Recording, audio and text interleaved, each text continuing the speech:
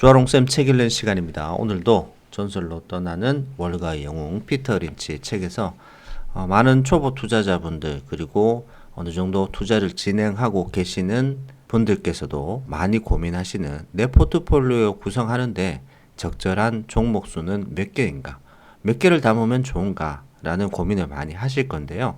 그 내용을 피터 린치가 일부 알려주고 있습니다. 그 내용에 대해서 살펴보도록 하겠습니다. 적절한 종목 개수는 몇 개인가? 10% 이상의 수익을 올리려면 포트폴리오를 어떻게 설계해야 하는가? 주식을 몇 종목 보유해야 하는가? 나는 즉시 이렇게 말해 줄 수 있다. 가능하면 1400개의 종목을 보유하지 말라. 하지만 이것은 내가 걱정할 문제이지 당신의 문제가 아니다. 당신은 5% 규정과 10% 규정을 걱정할 필요도 없고 펀드 자금 90억 달러에 대해서 고민할 필요도 없다.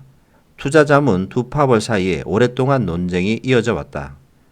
제럴드 로브파는 달걀은 모두 한 바구니에 담아야 한다라고 주장했고 앤드류 토비아스파는 모든 달걀을 한 바구니에 담지 말라. 바구니에 구멍이 날지도 모른다라고 응수했다. 내가 갖고 있는 바구니 하나가 월마트 주식이라면 여기에 내 달걀을 모두 넣어 두었더라면 좋았을 것이다. 반면 콘티넨탈 일리노이라는 바구니라면 달걀을 모두 넣어 두었을 경우 불행을 맞이했을 것이다. 내가 쇼니즈, 리미티드, 팻보이즈, 타코벨, 서비스 코퍼레이션 인터내셔널 등 5개의 바구니를 담았다면 장담컨대 나는 달걀을 골고루 나누어 담았을 것이다. 그러나 이러한 분산 투자에 에이번 프로덕츠나 존스 맨빌이 포함되어 있다면 차라리 던킨 도너츠라는 견고한 바구니 하나를 더 갈망했을 것이다. 요점은 종목의 수에 얽매이지 말고 사례별로 종목의 내용을 조사하라는 뜻이다. 내 생각으로는 당신에게 강점이 있고 모든 조사 기준을 충족시키는 흥미로운 전망을 발견했다면 해당되는 종목을 모두 보유하는 것이 최선이다. 한 종목이 될 수도 있고 12종목이 될 수도 있다. 회생주나 자산주에 전문화하여 이런 종목을 여러 개 보유할 수도 있고 아니면 단일 회생주나 자산주에 대해 특별한 무엇을 우연히 알게 될 수도 있다. 단지 분산 투자를 위해서 알지 못하는 회사에 나누어 투자해봐야 소용이 없다. 어리석은 분산 투자는 소액 투자자들을 괴롭힐 뿐이다. 그렇더라도 단 한 종목만 보유하는 것은 완전하지 않다. 최선의 노력을 기울였더라도 당신이 선택한 종목이 예기치 못한 상황에 희생될지도 모르기 때문이다. 소규모 포트폴리오라면 나는 3개에서 10개 보유하면 마음이 편할 것이다. 이렇게 하면 몇 가지 이점이 있다. 심루타 종목을 찾는 입장이라면 보유 종목이 많으면 많을수록 그 안에서 심루타 종목이 나올 가능성도 높아진다. 유망한 속성을 지닌 여러 고성장주 가운데 실제로 가장 많이 오르는 주식은 뜻밖의 종목일지도 모른다. 스톱앤드숍은 대박 종목이 되었지만 나는 이 종목이 30에서 40% 이상 수익을 내리라고는 생각해 본 적이 없다. 회사도 신통치 않고 주가도 내려가고 있었지만 배당 수익률이 마음에 들어 1979년에 매입하기 시작했다. 이후 슈퍼마켓과 브래들리, 할인점 사업부 모두에서 스토리가 갈수록 좋아졌다. 내가 4달러에 매입하기 시작한 이 주식은 1988년 비공개 회사에 인수되기 전까지 44달러로 올랐다. 메리어트 역시 내가 성공을 예상치 못한 회사의 예다. 나는 이 호텔에서 수없이 숙박했기 때문에 좋은 호텔이라는 사실을 알고 있었다. 하지만 주가가 얼마나 오를지는 전혀 감을 잡지 못했다. 나는 객실용 비누 수천 개를 가져오는 대신 메리어트 수천 주를 사두지 않은 점이 아쉽다. 그런데 요즘 기업 인수 루머가 온통 신문 지면을 채우고 있다. 그렇지만 내가 인수를 기대하고 매입한 종목 가운데 실제로 인수가 일어난 사례는 단 하나도 없었다. 대개 기본 가치가 좋아서 내가 보유하고 있는 종목 가운데서 인수되는 종목이 나왔다. 게다가 이것도 전혀 뜻밖의 종목이었다. 뜻밖의 호재가 어느 종목에서 터질지 예측할 방법이 없다. 그런 점에서 보유 종목을 늘리면 호재를 잡을 가능성도 높아진다. 보유 종목이 늘어날수록 종목별 자금 배분의 유연성이 높아진다. 이것은 내 전략의 중요한 부분이다. 어떤 사람들은 내가 성공한 이유가 성장주에 전문화했기 때문이라고 말한다. 그러나 이는 부분적으로만 옳은 말이다.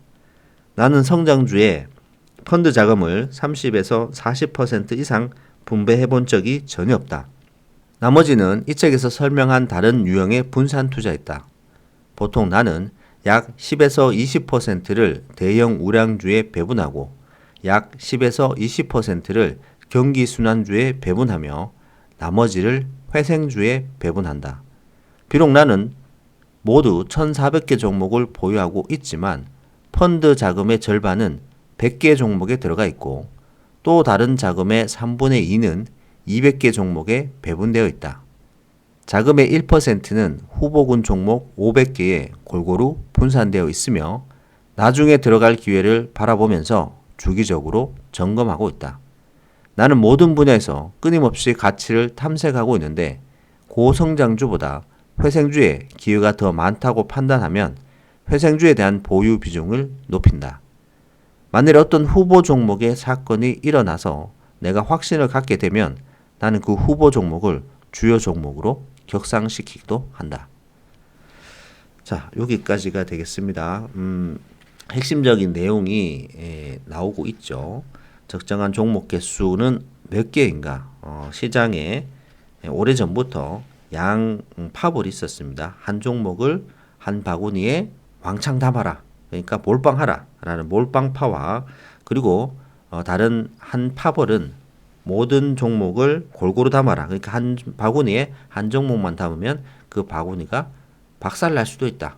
소위 말해서 바구니 자체가 무너질 수도 있다라고 그 위험성을 경고하는 그 대립되는 집중 투자하라와 분산 투자하라라는 두 개의 파벌이 오래전부터 있어 왔다라는 것을 얘기를 해주고 있고 피터 린치는 펀드 매니저였기 때문에 시장 전체를 골고루 샀다. 그래서 개인 투자자 같은 경우 시장 전체를 뭐 다 살 필요는 없다. 뭐 1,400개 종목을 분산하지 말라. 그리고 특정 규칙에 여러분들이 투자 포트폴리오를 고정시킬 필요가 없기 때문에 좀 유연하게 더 할 수 있다라고 얘기를 했습니다. 그래서 중간에 뭐 한 3개에서 10개 정도 소액 투자자라면은 마음이 편하다라고 얘기를 했는데 중요한 것은 뒤쪽에 보유 종목이 많으면 많을수록 심루타가 나올 가능성, 그러니까 10배 종목이 나올 가능성이 많고 그리고 뜻밖의 뭐 인수 호재라든지 이런 뜻밖의 호재가 터질 종목들이 그 수가 많으면 많을수록 더 많이 나온다라고 얘기하죠. 왜냐하면 어떤 종목에서 어떤 호재가 나올지 예측할 방법이 전혀 없다라고 말을 하고 있기 때문에 그런 겁니다. 그래서 뒤에서는 본인도 성장주에 투자를 많이 했지만 자산의 30% 정도만 성장주에 투자하고 자기도 대형주, 그다음에 가치주, 그다음에 회사가 회생될 수 있는 아주 그냥 바닥까지 내려갔다가 다시 살아나는 회생주에 투자를 하는 모습이 나왔습니다. 그래서 펀드 자금의 절반, 50%가 100개 종목에 들어갔고 또 자금의 3분의 2가 200개 종목에 들어갔다라는 것은 1,400개 중에 한 300개 정도는 자금이 집중되어 있다라고 얘기를 해주고 있는 겁니다. 개인 투자자가 쉽게 따라할 수 있는 방법은 아닌데 어떤 의외성과 심루타 종목을 많이 발굴하기 위해서는 그 확률을 열어놔야 된다라고 얘기를 하고 있습니다. 단 5종목만 꽉 쥐고 있으면서 내 종목에서 심루타가 나오기를 바라는 것은 확률적으로 많이 떨어진다라고 얘기를 하고 있는 거죠. 그리고 마지막에 자기도 고성장주보다 회생주의 기회가 더 많다고 판단이 되면 자금을 과감하게 그쪽으로 보유 비중을 높인다라고 얘기를 하고 있습니다. 정말 정답이 없는 그런 질문이 될 수도 있습니다. 적절한 종목 개수는 몇 개인가 라는 어떤 고민이 많으실 수 있는데 여러분들도 피터 린치가 쓰는 방법 조금 더 확률을 열어놓고 거기서 내가 맞는 방법 거기서 압축할 수 있으면 압축이 가능한 종목군이면 압축도 해보고 좀 더 분산도 해보면서 결국은 여러분들만의 방법을 찾아가야 될 것 같습니다. 자, 오늘은 여기까지 하도록 하겠습니다. 책 내용 도움되셨다면 구독, 좋아요 부탁드립니다. 감사합니다.